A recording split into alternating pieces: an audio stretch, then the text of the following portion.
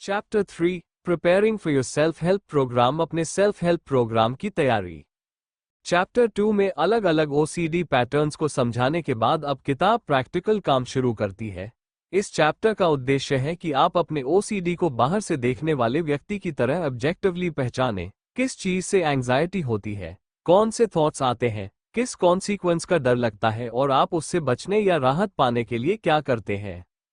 1. अपनी ऑब्सेशंस को 3 हिस्सों में समझना। किताब ऑब्सेशन को 3 कंपोनेंट्स में देखने को कहती है।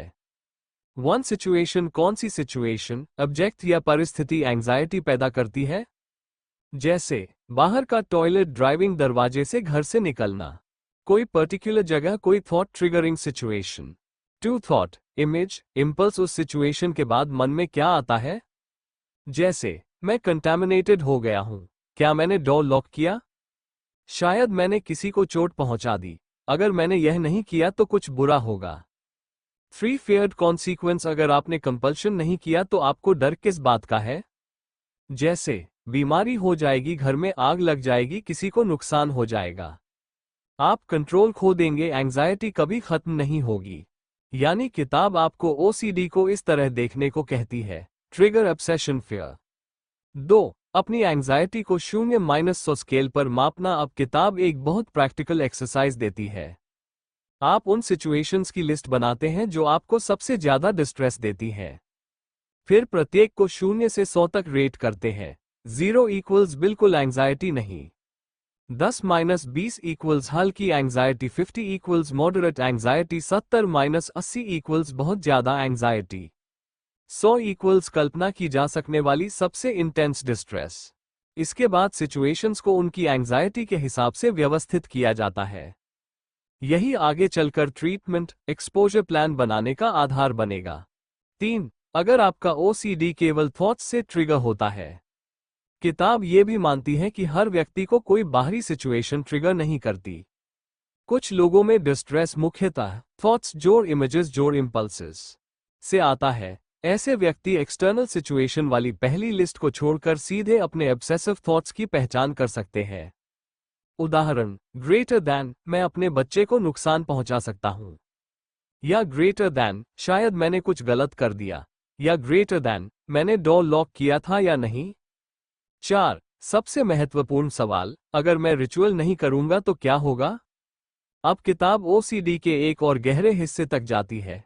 सिर्फ ये लिखना पर्याप्त नहीं कि मुझे चेकिंग करनी पड़ती है, आपको ये पता लगाना है, अगर मैंने चेकिंग नहीं की तो मुझे डर है कि क्या होगा। उदाहरण, चेकर, अगर मैंने स्टोव चेक नहीं किया घर में आग लग सकती है।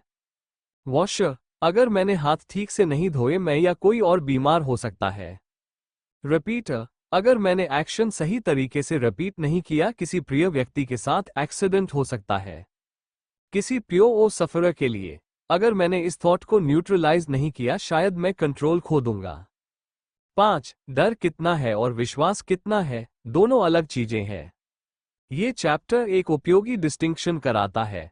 मान लीजिए आपको डर है, अगर मैंने रिचुअल नहीं किया तो कुछ भयानक होगा। अब 2 अलग रेटिंग्स देनी है। डिस्ट्रेस, ये थॉट आपको कितना परेशान करता है, 0-100।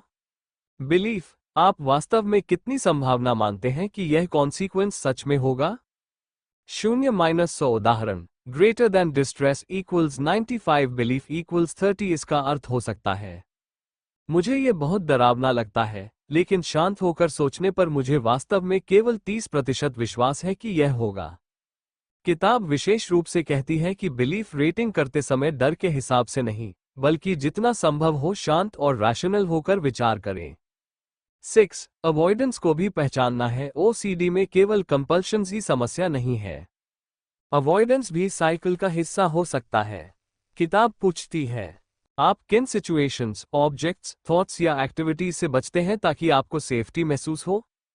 उदाहरण, पब्लिक बाथरूम अवॉइड करना, अकेले ड्राइविंग न करना, नाइफ्स से दूर रहना, लोगों को घर न बुलाना, किसी पर्टिकुलर जगह पर न जाना। हर अवॉइडेंस को भी 0-100 स्केल पर रेट किया जाता है।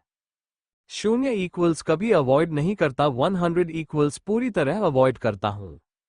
इससे व्यक्ति को पहली बार स्पष्ट रूप से दिखाई देने लगता है कि ओसीडी ने उसके जीवन में कितनी जगह घेर रखी है।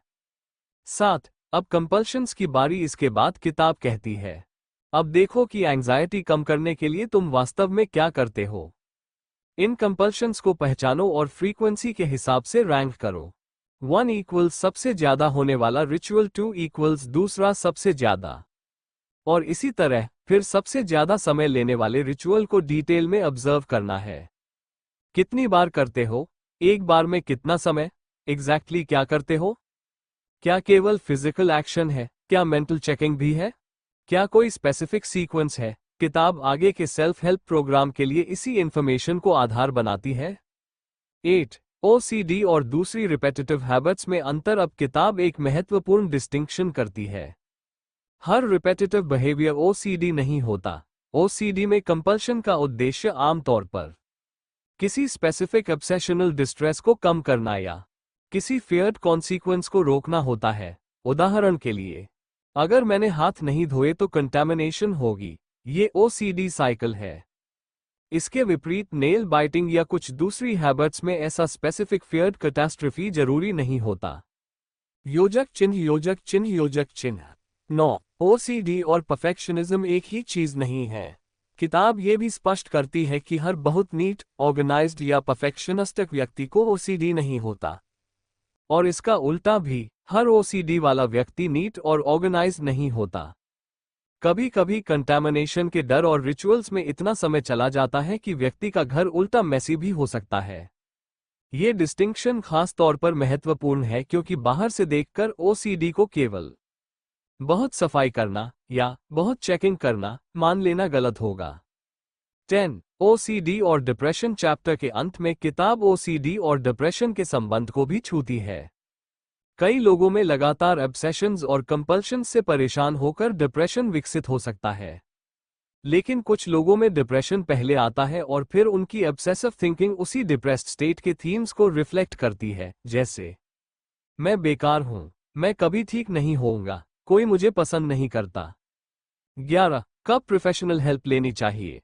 चैप्टर के अंत में किताब सेल्फ हेल्प की सूटेबिलिटी पर बात करती है। अगर ऑब्सेशंस ट्रिगर बहुत सिवियर हो, फियर्ड कॉन्सिक्वेंसेस पर बहुत मजबूत विश्वास हो, और रोज लगभग 2 घंटे या उससे अधिक समय ऑब्सेशंस रिचुअल्स में जा रहा हो, तो किताब OCD specialised mental health professional की गाइडेंस लेने की सलाह देती है। चैप्टर 3 की पूरी बात एक लाइन में, अपने ओसीडी को बदलने से पहले उसे ठीक ठीक मैप करो।